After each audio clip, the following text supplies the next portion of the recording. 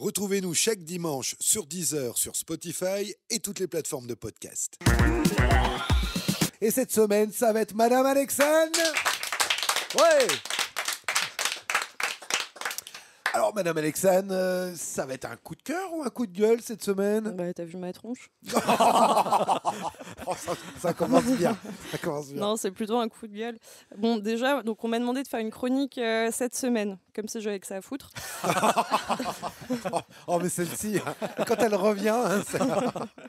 Donc j'ai commencé à faire mes recherches et franchement, je crois que je suis tombée sur la semaine la plus pourrie en termes d'infos à traiter. Je vous fais juste en 2 secondes le top 3 des infos de la semaine. Numéro 1. Oh my god, Kate Middleton a disparu. Franchement, qui s'en fout? Tout le monde. Numéro 2, bon, on en a parlé, mais Macron fait voyager son costume jusqu'au Brésil pour 3 000 €. Franchement, qui ça étonne encore? Le mec, ça fait 7 ans qu'il nous fait dinguerie sur dinguerie.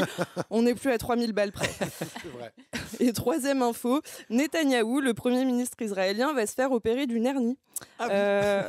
Ouais. Alors le dernier qui a tenté une vanne au niveau de la ceinture de Netanyahou, ça n'a pas très bien fini. C'est vrai. Donc j'irai pas plus loin sur cette info. Coucou Guillaume Meurice.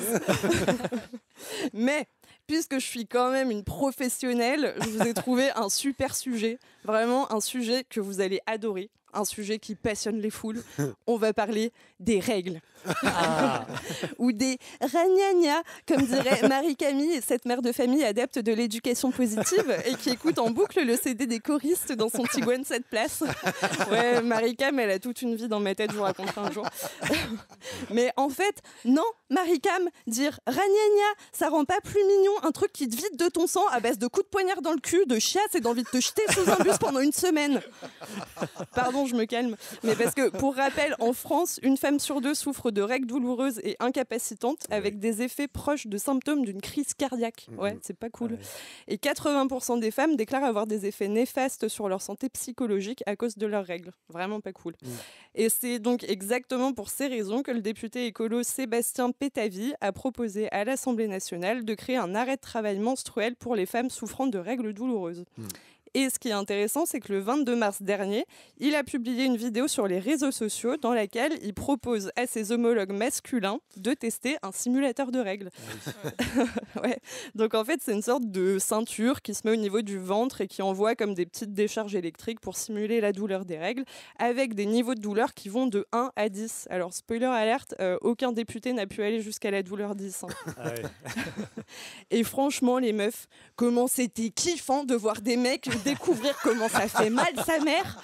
Franchement, ils sont là genre aïe, ouh, ah mais ça fait mal, mais vous avez mal comme ça tout le temps, bande de fragiles.